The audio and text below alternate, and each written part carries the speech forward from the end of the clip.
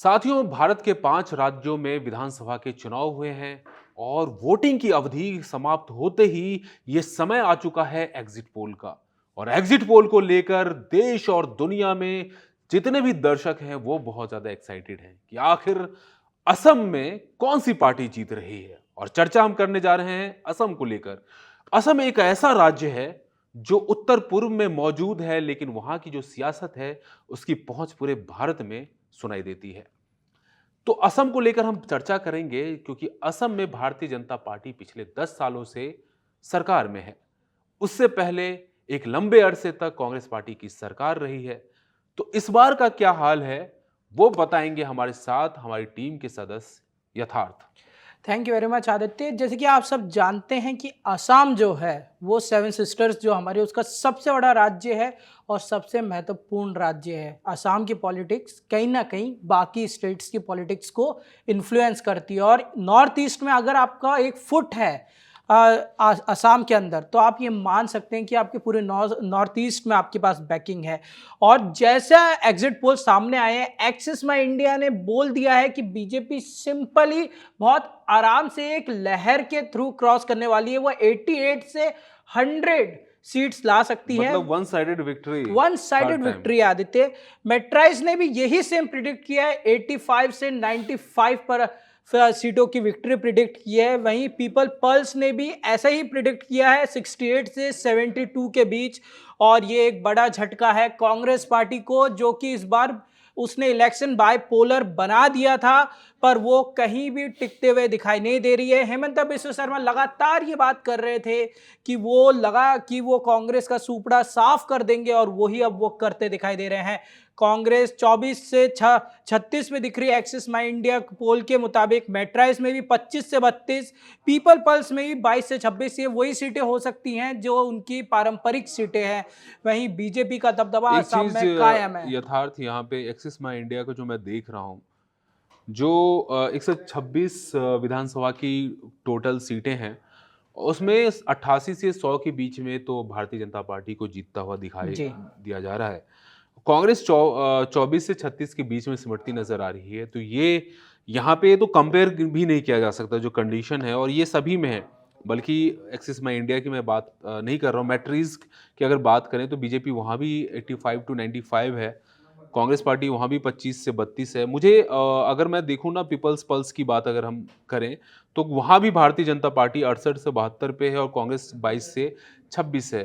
तो मुझे फैज़ अहमद फैज़ की एक नज़्म याद आ रही है, जो रुके तो कोहे गिरा थे हम, जो चले तो जहां से गुजर गए, रहे यार हमने कदम कदम तुझे यादगार बना दिया। तो ये लम्हा बिल्कुल ही यादगार है और ये हेमंत बिश्व शर्मा के लिए बहुत बड़ी कामयाबी है, बहुत बड़ी उपलब्धि है। क्योंकि हेमंत बिश्व शर्मा को भारतीय जनता पार्टी का जो एक बहुत बड़ा कैडर है, योगी आदित्यनाथ सरीखे लीडर्स में से मानता है। तो ये एक बहुत बड़ी बात है। लेकिन साथ ही साथ राहुल गांधी की जो लीडरशिप है, एक लीडर ऑफ ऑपोजिशन होने के बावजूद राहुल गांधी खुद को साबित नहीं कर पा रहे हैं। जिस तरह से अलग अलग राज्यों में उनकी सरकारें हार रही है, उनके गठबंधन की पार्टियां हार रही है, ये एक बहुत ही बड़ा कांग्रेस पे और विपक्षी दलों पे सवालिया निशान खड़ा करता है, जैसे कि हम एग्जिट पोल के रुझान देख रहे हैं। जी हाँ आदित्य, आपने सही कहा। राहुल गांधी ने ऐसा बोला भी जाता है कि गौरव गोगोई को ये लीडरशिप दी थी ताकि वो हेमंत बिश्व शर्मा का सामना कर सके और असम में कुछ करा सके, क्योंकि और एक लेगेसी फैक्टर भी था। उनके पिता इसके पहले सीएम थे जब बीजेपी ने उखाड़ फेंका था इन लोगों को। और अब आप देख सकते हैं कि मतलब कि तब भी कोई फायदा नहीं हुआ है। तो कांग्रेस को अपने अंदर विचार करने की बहुत जरूरत है। मुझे लगता है यथार्थ ये एक बहुत बड़ी त्रासदी है कि आप विपक्षी दल हो और 2 साल बाद 3 साल बाद जो है वो 2029 में लोकसभा के चुनाव हैं, और ऐसे कंडीशन में आप इतने बड़े राज्यों को हार रहे हो। पश्चिम बंगाल का जैसे हमने इससे पहले विवेचना की थी एग्जिट पोल पे, वहाँ भी कांग्रेस का कुछ अच्छी स्थिति में नहीं थी। या फिर तो मुझे लगता है कि ये कांग्रेस के लिए एकदम त्रासदीपूर्ण समय नज़र आ रहा है। लेकिन मुझे लगता है कि कांग्रेस पार्टी को पीछे जाके देखना चाहिए कि जब असम में उनका एक छत्र राज रहा है। अगर आप एजीपी की जो 5-10 सालों की सरकार रही है असम गण परिषद की, उससे पहले अगर आप 2016 से पहले और आज़ादी और 16 के बीच में 1947 और 2016 के बीच में एक छत्र राज रहा आपका। ऐसा क्या आपने किया कि जनता आपको लगातार तीसरी बार नकारने जा रही है? तो ये कहीं न कहीं कांग्रेस को समझना है, टॉप लीडरशिप को समझना है।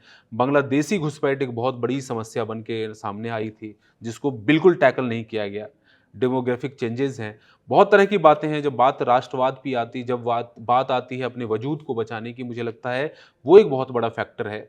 और दूसरी बात, ऐसा नहीं है कि वहाँ पे कोई सुपरमैन आया है, उसने बिल्कुल ही चीज़ें बदल दी हैं। लेकिन फिर भी आप वहाँ पे कुछ नहीं कर पाए हो। और ये हेमंत विश्व शर्मा अपनी जनता को, वहाँ की जो जनता है असम की, उसको कॉन्फिडेंस में ले आए।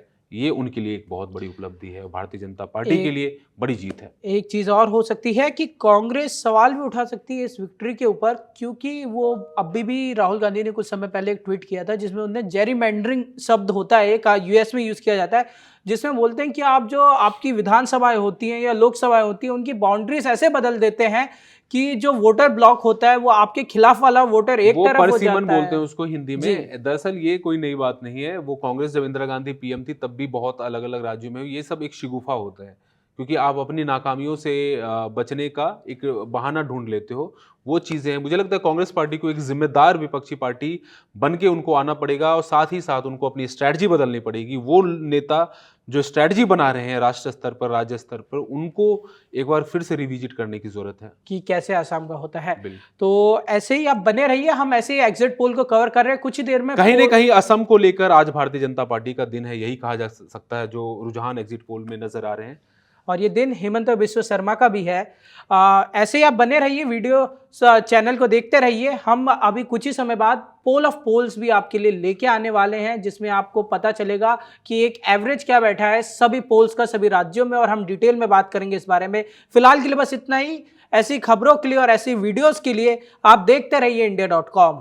अब आप जहां भी हैं वहीं से खबर भेज सकते हैं। आपके आसपास कुछ घट रहा है या कोई खास बात, तो बस अपना मोबाइल उठाइए और फिर न्यूज के ऐप पर शेयर कर दीजिए।